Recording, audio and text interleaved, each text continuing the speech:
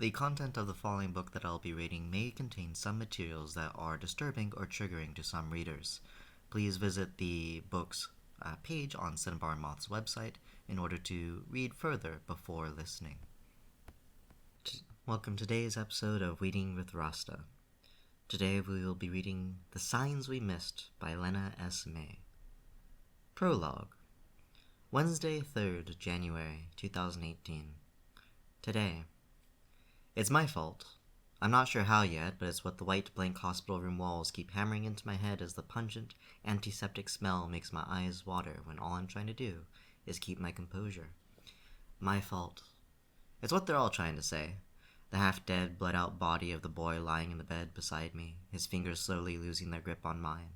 The overworked and unpaid nurse already rushing down the corridor, the non-specialist assistant doctor paying half his attention to the rhythmically beeping monitor, the other half to fumbling his phone to mute.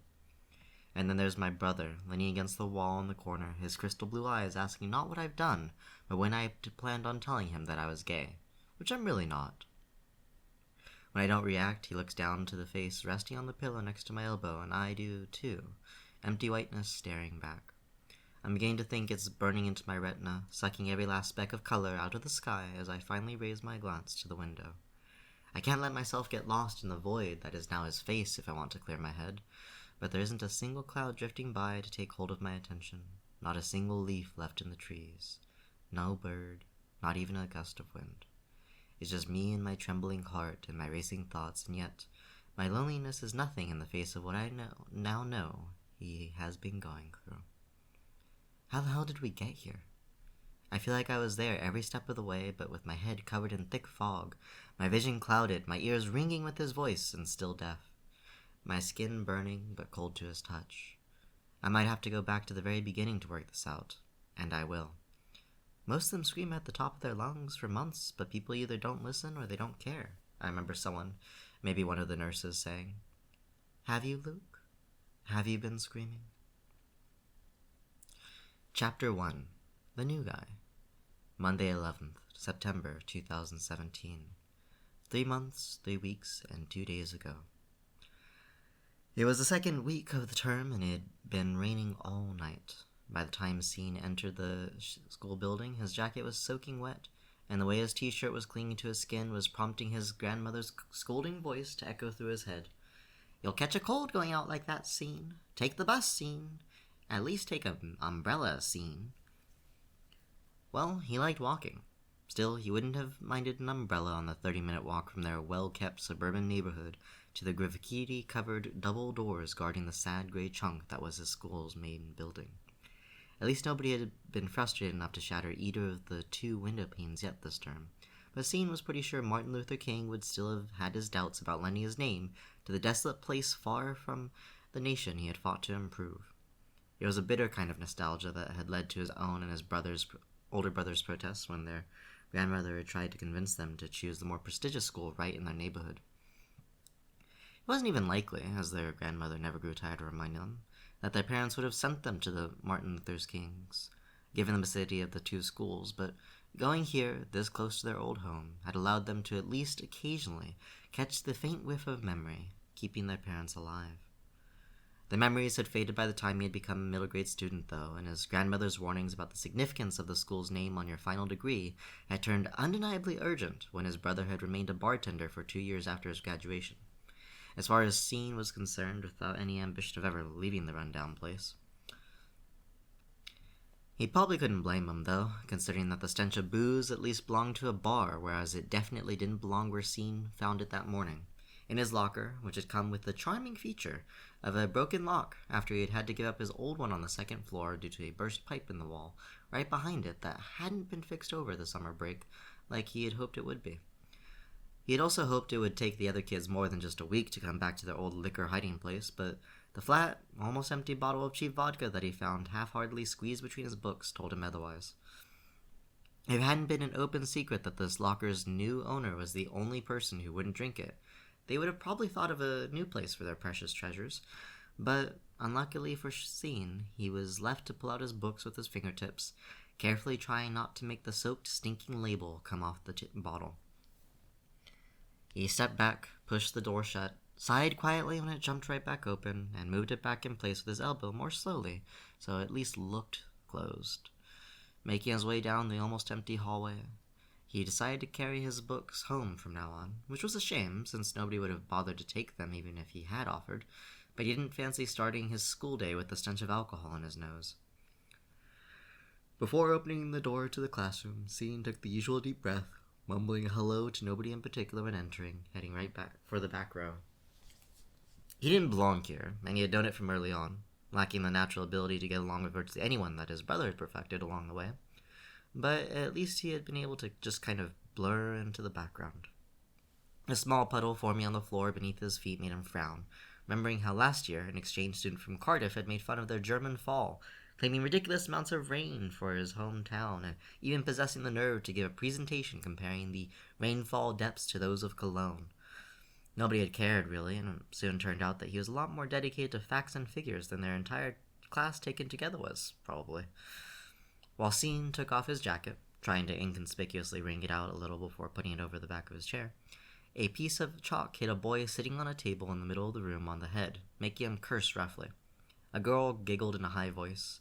A pen scratching across a single piece of paper gave away someone hastily trying to finish their homework, before the chattering of about 15 different voices talking without caring if anyone listened drowned the sound out once again.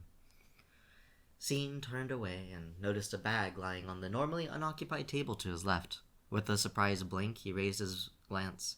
The unfamiliar boy beside him was blond, a provocative smile spreading across his face as Sean's puzzled glance met the lit cigarette between his lips. "Want one?" the new guy asked and offered him the package. "No," Sean answered slowly. Smoking in the classroom was new. None of the teachers could be particularly bothered what they did during the breaks, as long as they didn't do it right under the teacher's room window, or return to the class with a bloody nose. But he could not imagine this new guy getting through with a burning cigarette smoked casually at his school desk. The blonde one just shrugged and flicked some ash to the ground. When their teacher came in, the guy who had been sitting on the table dropped to his seat, but his haste was uncalled for. Naturally, their teacher's eyes fixed on the smoking boy in the back row. The boy took a last puff, then crushed the butt on the scribbled tabletop. "Sorry," he said, smiling. The teacher shook his head, but, contrary to Sean's silent prediction, chose not to comment. Instead, he turned to the class. "As you might have realized, there's a new student in our class. He'll introduce himself." Heads turned.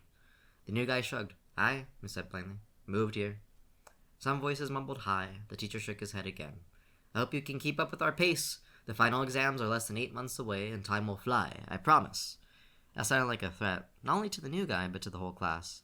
A threat they had heard at least a dozen times already. "You better get informed about what books you need and what has been done so far," the teacher added, looking directly at Sean. The new guy grinned at him from the side. "Sure, will do." The clouds were hanging deep and gray above the school building when the students exited for a break. Sean found the new guy between the science department and the main building, where the wind seemed to blow extra cold. The new guy wore nothing on his arms but a gray t-shirt, "Royalty" written in dark red capital letters across his chest. He was leaning against a wall, sprayed with graffiti, his worn bag between his feet, smoking. The fumes lingered halfway to the sky until the next gust blew them straight into Sean's face. Sean cleared his throat, since the new guy pretended not to see him. No reaction. So he asked, "Aren't you cold?" The new guy didn't look at him when he said, "No, Mom." He flicked some ash to the dead grass at his feet when Sean stepped closer. Sean hadn't realized how small the new guy was before. He couldn't be much taller than 5'3". "I'll show you the classrooms if you want me to," he offered.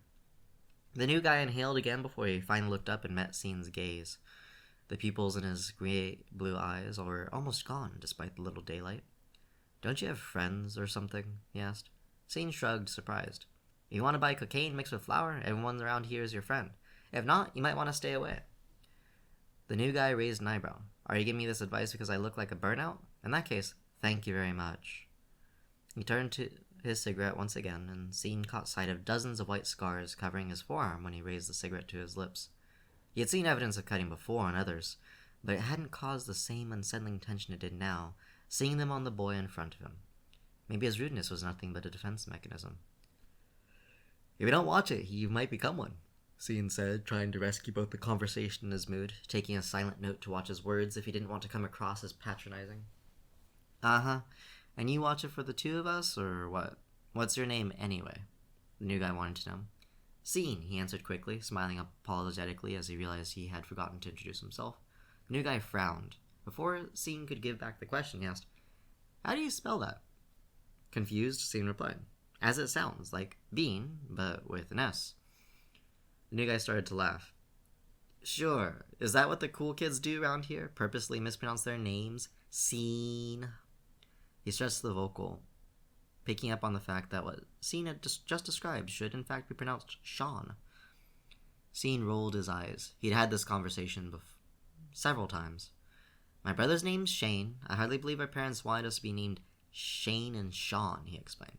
The new guy grinned at the way it sounded, then asked, What do you mean you hardly believe it? Have you never asked them? Our parents are dead, Scene answered tersely. He was not going to squeeze in the story of his life between Latin and chemistry, especially not for someone whose name he didn't even know. The new guy slowly nodded. I'm sorry, he said, dropping his cigarette and stepping on it. Then he picked up his bag, turning to leave. Scene watched him speechlessly, but the new guy turned it again after the first two steps. Aren't you coming? I thought you were showing me the classroom. During chemistry, it turned out the new guy didn't have a clue about even the basics. He had missed the first two classes of the term, so Scene had to set up their experiment and tried explaining to him what they were about to do. And while he had been under the impression the new guy was listening attentively to him talking about purifying starch solution through the parchment paper he had been trying to to the stem of the funnel, by the time he got to filling in his protocol, the new guy had leaned back with his empty sheet in front of him, now blankly watching the group of students at the neighboring table using their funnel to see if they could spit their chewing gum through it. They didn't have chemistry at my old school, he claimed as an answer to Scene's puzzled expression. Sure, Scene nodded, pretending to buy that. He'd only done a single student exchange, but he was still pretty sure chemistry was mandatory at basically every secondary school. For a few minutes, the new guy did absolutely nothing. Just copy mine, Scene offered, pushing his notes across the table. Do we really need 2 copies? The new guy asked, bugged. Nevertheless, he fished for a pen from Scene's pencil case. A second later, he grunted, I can't even read that. Scene considered his handwriting and smiled. Me neither sometimes, he agreed. He pulled over the empty sheet lying in front of the new guy and let him have his finished notes. Only 2/3 of the parchment bag should be filled with solution, he read out from what Scene had labeled precautions. How do you even know shit like this? He wanted to know while Scene filled in the other sheet. I don't, Scene looked up briefly and grinned at him before continuing. I'm copying yours. There was an audible eye roll in the new guy's voice when he replied, and how do I know shit like this? Your book's under the table. Scene's left hand slid under the tabletop, his finger grasping the hard cover, pushing the textbook over to him. Gum from underneath was sticking to the cover, and moving it revealed 2 broken pencils as a consolation prize. The new guy pushed it closed under the table. You can keep it if you don't have one yet, Scene offered. He finished his drawing, briefly looked at the first sheet, then wrote his name in the top right corner. And which book are you going to have then? Scene shrugged. My brother's. He's done with school. So what is he doing? The new guy asked. Working at the Dragons. It's a bar in a pretty rundown area of town. The new guy lowered his glance and pushed the sheet in front of him from his left hand to his right and back. What is it? Scene already had a vague idea of what it was. When the new guy didn't say anything, he carefully added, Where do you live? The new guy looked up slowly, almost as if he was scared? Directly above the Dragons, he answered cautiously. Well, not directly. There's a few floors in between. And then, as if he was trying to justify it, he quickly added, My mom and I didn't really get along. Threw me out, so I took the first thing I could afford with the child support they decided she has to pay me. You know, apartments there without deposit, and the rent is low, so... yeah. He looked at Scene like a dog waiting to be kicked. How old are you, 17? Your mom just threw you out to live all by yourself now? Scene wondered. The new guy nodded. Was the only way, he answered shifty. Went by a social worker and everything, but she got pregnant, and the guy who took over her clients is just 1 year to go before his retirement, so he made a gesture as if he was writing something in air between them. Signs. He suddenly interrupted himself, and something in his expression told Scene he didn't usually talk about himself. I shouldn't come crying to you. At least I have a mother. He looked so sad that Scene quickly reassured him. We grew up with our grandma. She's really great. You should come visit us sometime. The new guy appeared to think about that for a moment, then nodded again. Yeah, maybe, he answered vaguely. Scene tore a piece from the white margin of his sheet and wrote his number on it. New guy slid it between the pages of the chemistry book Scene had given him and left without a goodbye when the bell rang at the end of class, leaving Scene to clear up the table by himself. He was nowhere to be seen when Scene left the building for the break. He didn't show up for their last class PE, although the gym was impossible to miss, and Scene spent the rest of the school day trying to convince himself there was no way he was missing the strange blonde boy already. You're early. Scene was sitting on the sofa in the living room, looking up from his laptop poised on his knees when the sound of the front door opening alerted him to his brother's arrival, keys jingling, landing on a flat surface as if trying to pull him back to reality. For the past hour, he had been engaged in research he wasn't even sure he should be doing, but his thoughts had refused to let go of the blonde boy since he had come home from school. The TV was running, but the quiz show that was on had failed to capture his attention, and the voices and cheering had quickly faded into just a convenient background noise. For the past 30 minutes or so, he had been absorbed by trying to find out at least the new guy's name, telling himself he just wanted to avoid the embarrassment of admitting he had forgotten to ask him about it. Nobody had seemed to care at school, just like nobody had cared when he had smoked in class, and apparently, nobody had cared when his mother had decided it was time to kick him out, or when he had cut his arms a dozen times. But Scene cared. He didn't like to think about it, but he cared, and the 7 open tabs on his laptops proved it, including social media profiles of several classmates he had never cared to look at before, just to see if anybody knew him or knew somebody who did. Which didn't seem to be the case, and when his brother's day off came from the hall, he hastily closed the class profile he had been going through to not give Shane any wrong ideas. He briefly wondered where Shane had been so long if it hadn't been at work, but he replaced the question with a plain, "I see," turning down the volume of the TV when Shane entered the living room. "What's for dinner?" he asked, throwing his leather jacket over the armchair in passing, dropping in the seat next to Scene. His glance scanned the low table in front of the sofa, an almost empty glass of Coke, Scene's cell phone, and the TV program stared back. "Help yourself. Am I your maid?" Shane sighed. "What did you have?" "Pizza, but about..." Scene checked the clock above the TV. 2 hours ago." Something that had been lingering in the back of his mind since the morning came back. "You know, I've been wondering..." "Is there another pizza?" Shane interrupted him. "Think so." "So, I've been wondering," Scene repeated. "Don't you want to get yourself a decent job or something? Grandma's worried too," he added quickly. "No way," Shane answered, obviously without even thinking about it. He got up. "I've got to pay for my car, remember?" He grinned and ruffled Scene's hair, then left for the kitchen.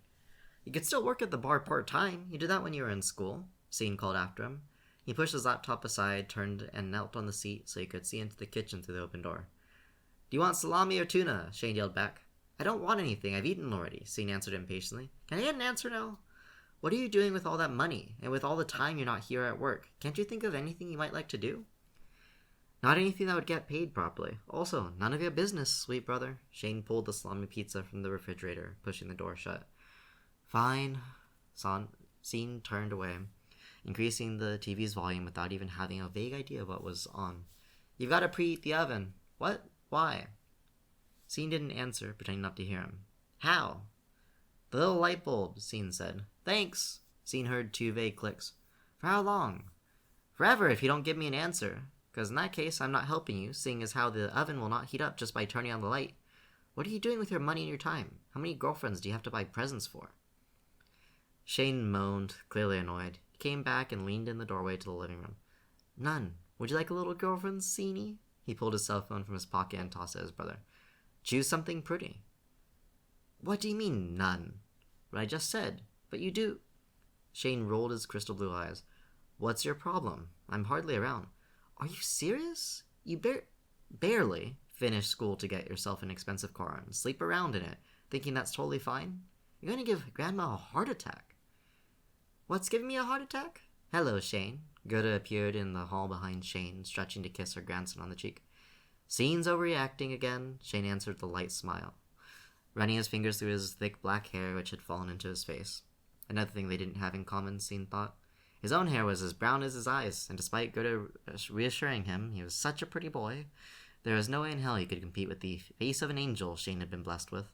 Plus his brother was taller, leaner, and more muscular than he was. "Tell me," Shane now turned to Gerda, "how do you preheat the oven?" "Big mistake." "What for?" Gerda asked suspiciously. Shane bit his lip. "Pizza?" It sounded almost like a question. He laughed when he dodged beneath her fake slap. Why don't you have the vegetable stew you didn't touch yesterday? Gerda asked, threatening. Shane made a face. Because of the bean. Besides, Scene likes it so much. You'll see where this gets you once you're fat and sick, Gerda snorted scornfully, her hands on her hips. No farting, that's for sure, Shane replied, grinning. Ungrateful brat, she cursed, holding back a smile.